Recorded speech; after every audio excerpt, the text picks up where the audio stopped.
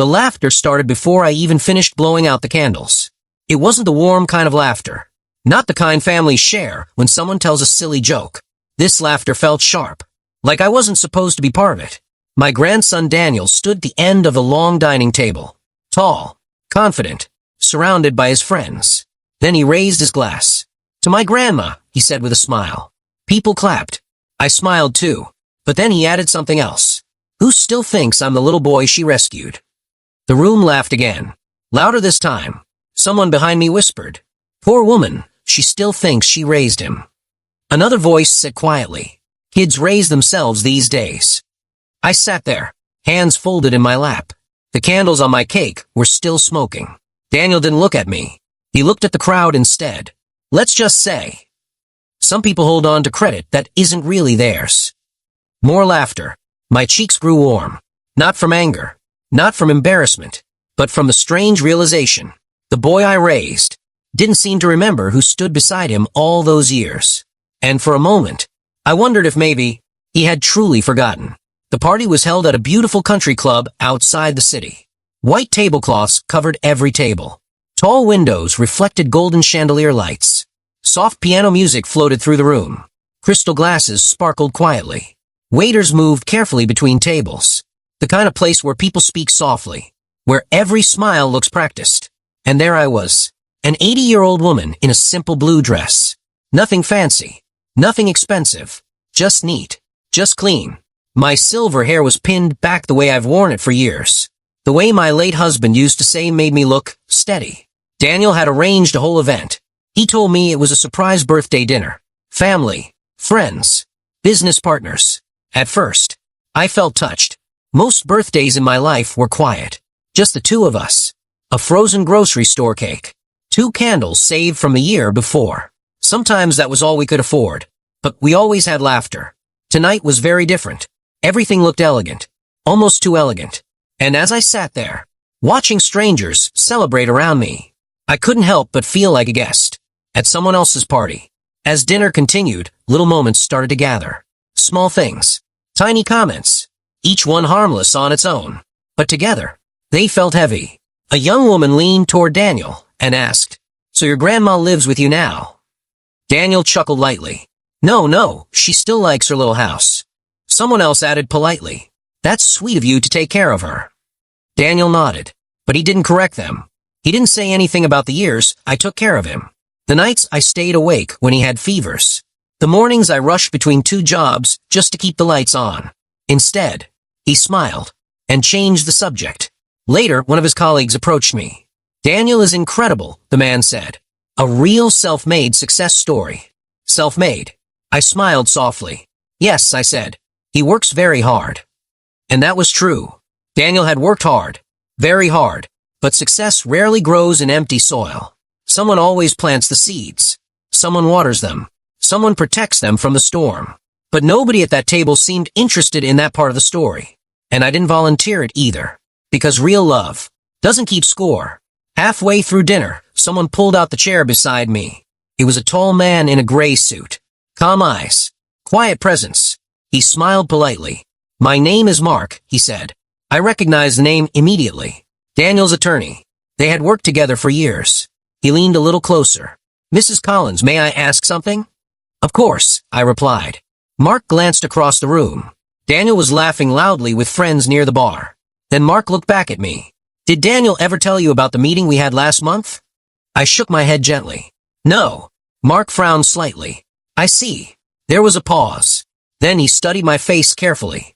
"You seem very calm tonight," he said. I smiled. "Should I not be?" Mark hesitated. Then he said something strange. "Some people forget where they came from." His words stayed in the air between us. Quiet. Heavy. And something in his tone made me wonder if he knew more than he was saying. Dinner plates were cleared away. The lights dimmed slightly. Daniel tapped his glass. The room slowly fell silent. "Thank you all for coming tonight," he said. Applause filled the room. I wanted to celebrate my grandmother's birthday. More applause. Daniel smiled confidently. "When people tell my story," he continued, "they always talk about hardship." He paused, then glanced briefly toward me. "But success really comes from independence." A few guests nodded. standing on your own feet. Daniel raised his glass again. And sometimes, people around you take credit for things they didn't really do. The room shifted slightly. A few eyes turned toward me. Daniel laughed lightly. But of course, we appreciate family support. Support. That was the word he chose. Not sacrifice. Not love. Just support. Mark sat beside me quietly. His jaw tightened. But I remained silent. Because sometimes, the truth reveals itself best. When you wait. After Daniel finished speaking, an event manager approached him. Mr. Daniel, the presentation is ready. Daniel frowned. Presentation. Yes, sir, she said politely. The one that was scheduled. Daniel looked confused. That's strange. I didn't schedule anything. At that moment, Mark slowly stood from his chair. Mark, Daniel asked. The attorney walked calmly to the front of the room. Good evening, everyone, he said. The room went quiet immediately. Daniel asked me to attend tonight as legal counsel. Daniel shifted uncomfortably. Mark continued speaking. But there is something that must be clarified. The projector behind him lit up. A document appeared on the screen. Old. Legal. Mark read slowly.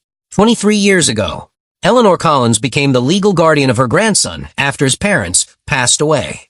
Murmurs spread through the room. Daniel's face tightened. Another slide appeared. Old photographs. A small boy, standing beside a tired woman, holding his hand. School payment receipts appeared next. Medical bills. Mortgage documents. Each one signed by the same person. Eleanor Collins. Me. Mark spoke gently. For 17 years, she worked 2 jobs to raise that child. The room fell completely silent. Another slide appeared.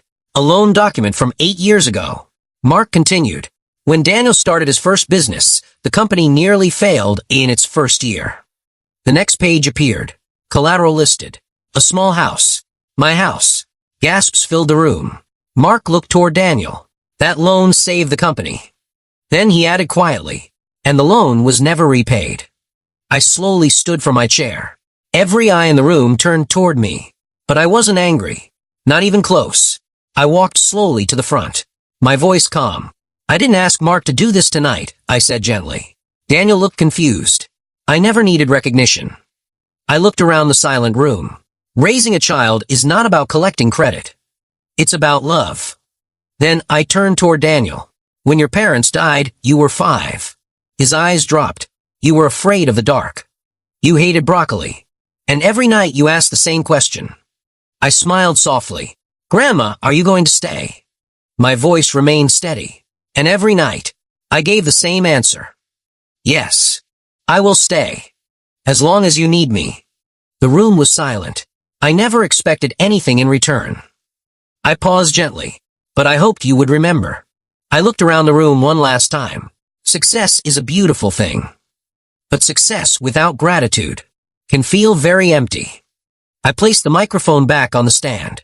I am proud of Daniel. I always have been. Then I added quietly, but no one becomes strong alone. Someone always stands behind them. Sometimes quietly. Sometimes unnoticed. But always there. For several seconds, nobody moved. Then Daniel slowly stood. His confident posture had disappeared. He walked toward me slowly, like the little boy I once knew. Grandma. His voice trembled. I forgot. There was no pride in his voice, just honesty. And sometimes honesty is the strongest apology. I smiled gently. That's all right, I said, because love doesn't disappear when someone forgets. It simply waits until they remember again.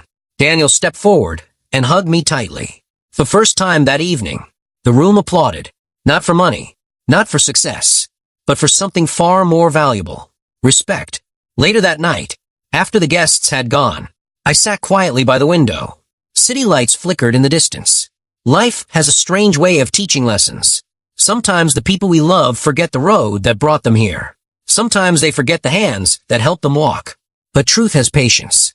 It waits. And when the moment arrives, it doesn't need anger.